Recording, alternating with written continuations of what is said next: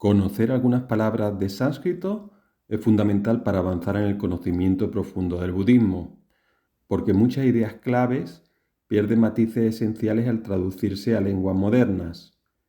Pensemos, por ejemplo, en cómo dukkha se traduce incorrectamente como sufrimiento, o cómo anatman se traduce de forma imprecisa como no yo. Por todo ello, hoy ofrecemos 10 palabras fundamentales en sánscrito que debes entender. 1. Dharma. Según su significado más habitual, el Dharma son las enseñanzas budistas.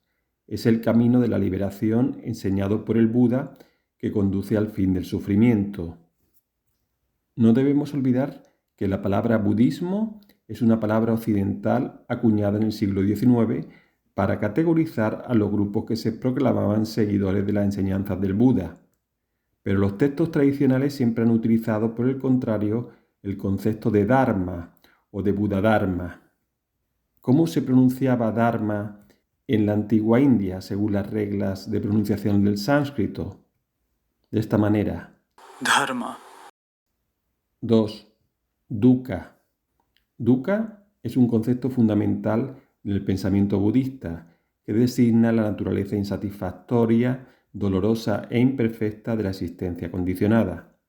Forma la primera de las 4 nobles verdades y se refiere tanto al sufrimiento físico-mental explícito como una insatisfacción más sutil, inherente a toda experiencia condicionada, debido a su impermanencia y a la ausencia de un yo permanente. Por tanto, este dukkha está presente hasta en los momentos más gozosos, aunque no de la forma evidente que asociamos con el dolor o el sufrimiento físico. Estos momentos gozosos también tienen una sutil insatisfacción. Sabemos que no son permanentes, que pasará ese gozo. La pronunciación correcta en sánscrito es más o menos la siguiente. Dukkha. 3. Sunyata, traducido como vacuidad o vacío, constituye uno de los conceptos filosóficos centrales en el pensamiento budista. Sunyata quiere decir que todos los fenómenos carecen de una naturaleza propia, es decir, no existen por sí mismos, sino que son interdependientes. Sunyata no es una realidad última, ni un tipo de sustancia oculta, es un modo de ver las cosas, el reconocimiento de que todo es relacional, condicionado y dependiente. Sunyata no niega la existencia convencional, sino que critica la noción de existencia inherente. Por tanto, el mundo fenoménico no es ilusorio en un sentido nihilista, sino que es real solo en su condición interdependiente. En sánscrito, la forma correcta de pronunciarla sería más o menos la siguiente. Shunyata. 4. Nirvana. En este concepto es importante destacar que no en todas las escuelas budistas se entiende lo mismo. En las escuelas budistas tempranas y todavía hoy en la rama del budismo Theravada, se interpreta el nirvana como la cesación del ciclo de renacimientos y el logro de un estado más allá del sufrimiento condicionado. Por el contrario, en la rama del budismo Mahayana, nirvana no se entiende como una salida definitiva del mundo, sino como una transformación profunda de la percepción.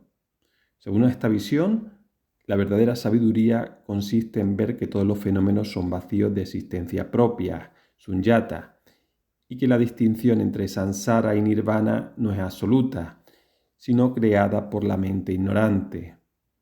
Desde esta perspectiva, nirvana no está separada del mundo cotidiano, sino que se manifiesta cuando uno ve la realidad tal como es, sin aferramientos ni falsas proyecciones. Por eso, en el Mahayana, los seres iluminados, los bodhisattvas, eligen permanecer en el mundo para ayudar a otros, incluso después de haber alcanzado esta comprensión profunda. En sánscrito, la forma correcta de pronunciarlo sería la siguiente. Nirvana. 5. Anatman. El budismo enseña que no existe un yo eterno, fijo e independiente dentro de nosotros. Esto contrasta con muchas otras tradiciones religiosas que hablan del Atman, un alma o un ser permanente. En cambio, el Buda enseñó que lo que llamamos yo o alma es en realidad un conjunto de procesos cambiantes, llamados los 5 agregados, y que son la forma material, las sensaciones, las percepciones, las formaciones mentales y la conciencia. Ninguno de estos por separado ni en su conjunto constituyen un yo permanente. En sánscrito la pronunciación sería más o menos la siguiente. Anatman. 6. Upaya. Upaya en el budismo, especialmente dentro del Mahayana, se traduce comúnmente como medios hábiles. Es un concepto que enfatiza el hecho de que los practicantes pueden utilizar sus propios métodos o técnicas específicas para conseguir cesar el sufrimiento e introducir a otros en el Dharma. Esto significa que aunque una técnica no sea verdadera en el sentido último y total, puede ser una práctica conveniente para mejorar la práctica siempre y cuando acerque al practicante a la realización. De la misma forma, también hace referencia a la capacidad del Buda o de un Bodhisattva de adaptar sus enseñanzas según el nivel, disposición y necesidades de cada oyente. Las doctrinas provisionales se consideran como medios hábiles para preparar a las personas hacia la verdad más profunda. En la pronunciación sánscrita sería más o menos lo siguiente. Upaya. 7. Sangha. La Sangha es la comunidad de personas que siguen el camino del Buda. Puede ser un grupo de monjes o monjas que viven en monasterios o también cualquier persona, laica o monástica, que practica sinceramente las enseñanzas budistas. Es una de las 3 joyas del budismo, junto con el Buda y el Dharma, y representa el apoyo mutuo, la amistad espiritual y el ejemplo vivo de quienes buscan vivir con sabiduría y compasión. Estar en una sangha es tener una comunidad con la que compartir el camino. La pronunciación en sánscrito sería así. Sangha. 8. Karma. En el budismo, el karma no es una fuerza mágica ni un castigo impuesto por dioses, sino una especie de inercia natural.